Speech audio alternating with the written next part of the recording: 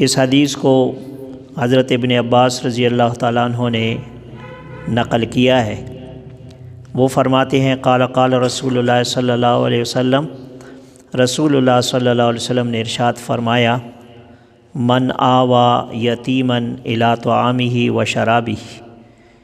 جس نے کسی یتیم کو ٹھکانہ دیا کھانے کی طرف یا پینے کی طرف، یعنی جیسے کوئی آدمی کچھ کھا رہا ہے یا پی رہا ہے اور کوئی یتیم بچہ یا بچی آ گئی ہے سامنے، تو اس نے پیار اور محبت سے اس کو بلایا اور اپنے ساتھ کھانے اور پینے میں اس کو شریک کیا، اس کو کھلایا یا پلایا۔ تو فرمایا جس نے کسی یتیم کو ٹھکانہ دیا کھانے کی طرف یا پینے کی طرف، یعنی اس کو بلایا، اوجب اللہ لہ الجنت البتہ، تو اللہ پاک اس شخص کے لیے جنت کو ضرور واجب کر دیں گے۔ اور اللہ پاک اتنے راضی ہوتے ہیں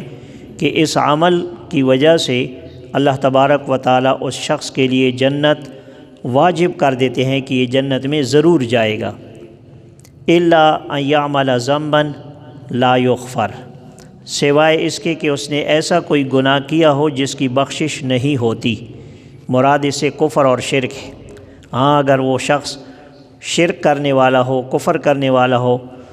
تو چونکہ قرآن میں اللہ تبارک و تعالیٰ نے واضح طور پر فرما دیا ہے کہ قیامت کے دن بخشش شرک اور کفر کی بخشش نہیں ہوگی، یعنی اگر دنیا میں وہ ایمان لائے تو پھر تو بخشش ہو جائے گی، چاہے کفر کیا ہو شرک کیا ہو، لیکن اگر کفر اور شرک کی حالت پر مر گیا دنیا سے تو اس کے بعد پھر اس کی بخشش نہیں کی جائے گی، اور باقی چاہے جتنے بھی گناہ گار ہوں کسی نہ کسی وقت ان کی بخشش ہو جائے گی۔ تو اسی لیے فرمایا کہ جو شخص یتیم کو کھانے اور پینے کی طرف بلاتا ہے تو اللہ پاک اس کے لیے جنت ضرور واجب کر دیں گے، سوائے اس صورت کے کہ اس نے ایسا گناہ کیا ہو جس کی وجہ سے بخشش ہو نہیں سکتی، یعنی شرک کیا ہو۔ اور پھر فرمایا ومن عالی ثلاث بنات، جس نے 3 بیٹیوں کو پالا، یعنی ان کی پرورش کی اور ان کے کھانے پینے کا انتظام کیا۔ جیسے کسی کے ہاں بیٹیاں ہی پیدا ہوتی ہیں تو یہ انہیں برا نہیں سمجھتا، یا چاہے بیٹے ہوں اور بیٹیاں ہوں، ایسا نہیں کہ بیٹوں کو تو خوب کھلاتا پلاتا ہے اور بیٹیوں کو جو ہے وہ بیٹیوں سے نفرت کرتا ہے، تو یہ ایسا نہیں، بلکہ وہ بیٹیوں کو بھی اہمیت دیتا ہے۔ تو جس نے 3 بیٹیوں کو کی پرورش کی، او مثلہن من الاخوات، یا اتنی ہی بہنوں کی پرورش کی۔ کبھی ایسا ہوتا ہے کہ باپ مر جاتا ہے، بیٹیاں اس کی رہ جاتی ہیں، اس کے بھائی اس کی دیکھ بھال کرتے ہیں، پرورش کرتے ہیں، تو لہٰذا چاہے اپنی بیٹیوں کی پرورش کی یا بہنوں کی پرورش کی ہو 3، تو اور اس کی پرورش کا کیا مطلب ہے؟ فرمایا فَأَدَّبَهُنَّ، ان کو اچھے آداب اور عادات سکھائے ہوں، وَرَحِمَهُنَّ، اور ان پر رحم کیا ہو، یعنی جو ہے وہ ان پر کوئی ظلم زیادتی نہ کی ہو، بلا وجہ ان کو جھڑکنا مار پیٹ کرنا ایسا نہ کیا ہو، ان پر ترس کھایا ہو، حَتَّى يُغْنِيَهُنَّ اللَّهُ، اور ان کی پرورش اس وقت تک کرتا رہا یہاں تک کہ اللہ پاک نے ان کی بیٹیوں کو یا ان کی بہنوں کو اللہ نے غنی کر دیا۔ غنی کر دیا مطلب یہ کہ پھر وہ امداد کی محتاج نہیں رہی، چاہے وہ خود مالدار ہو گئیں یا خود مالدار ہو گئیں، کبھی وراثت میں ان کو مال مل جاتا ہے جس کی وجہ سے وہ مالدار ہو جاتی ہیں اور اپنی ضروریات اس مال میں سے پورا کر لیتی ہیں، یا ان کی شادی ہو گئی تو شادی کے بعد خاوند جو ہے ان کے کھانے پینے کے اور نان نفقے کے ذمہ دار ہوتے ہیں، تو لہٰذا باپ یا بھائی وغیرہ کی ذمہ داری ختم ہو گئی۔ اور یا فرض کرو جہاں تک اللہ پاک نے جب تک ان کی زندگی لکھی تھی تو یہ ان کی خدمت کرتا رہا، ان کی پرورش کرتا رہا، پھر اللہ پاک نے ان کو اٹھا لیا تو گویا کہ اب اس کی امداد سے وہ غنی ہو گئی ہے، اب ضرورت نہیں رہی۔ تو مطلب یہ ہے کہ جب تک اس کو ضرورت تھی یہ اس کی پرورش کرتا رہا یہ شخص، اور اس کی دیکھ بھال کرتا رہا، اس کی اچھی طریقے سے جو ہے وہ اس کی تربیت کرتا رہا، تو اس کے لیے بھی اللہ پاک جنت واجب کر دیں گے۔ اوجب اللہ لہ الجنہ، اللہ پاک اس کے لیے جنت واجب کر دیں گے۔ یہ ایسا عمل ہے کہ گویا اللہ پاک اس عمل کی وجہ سے اس کے لیے اس کا جنتی ہونا طے کر دیں گے کہ یہ بالآخر جنت میں جائے گا، چاہے دیگر گناہوں کی وجہ سے چاہے اسے سزا مل جائے، لیکن بالآخر یہ جنت میں ضرور جائے گا۔ نبی علیہ السلام نے چونکہ یہ فضیلت 3 بیٹیوں یا 3 بہنوں کی پرورش کرنے پر ارشاد فرمائی، تو فقال رجل، ایک آدمی نے کہا، یا رسول اللہ او اثنتین، اے اللہ کے رسول یا 2 کی پرورش کی ہو تب بھی یہی صلہ ملے گا؟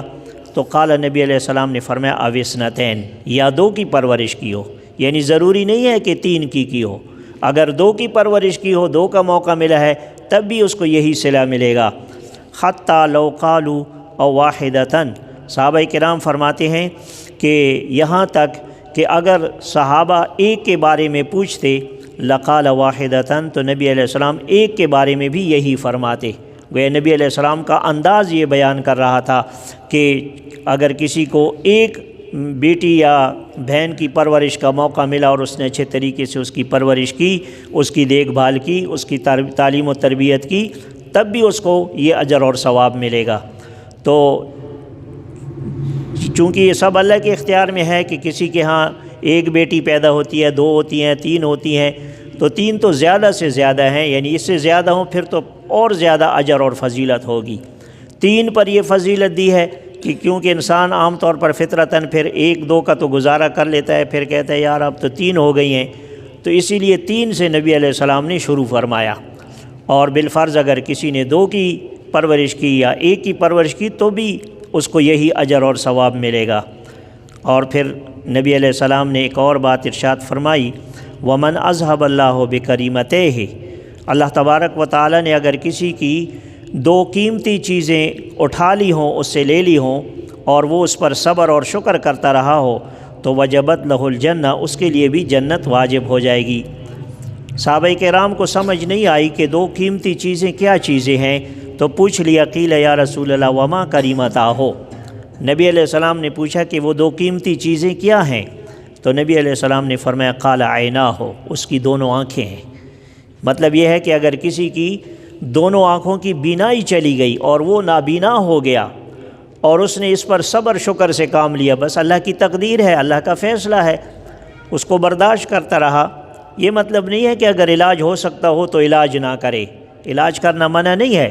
علاج بھی، لیکن بالفرض علاج کا موقع نہیں ملا، کوئی غریب ہے اس کا علاج ہو نہیں سکتا، یا کبھی کبھی ایسی جو ہے وہ بینائی چلی جاتی ہے کہ وہ بالکل لوٹتی ہی نہیں ہے، اس کے واپس آنے کا کوئی امکان ہی نہیں ہوتا،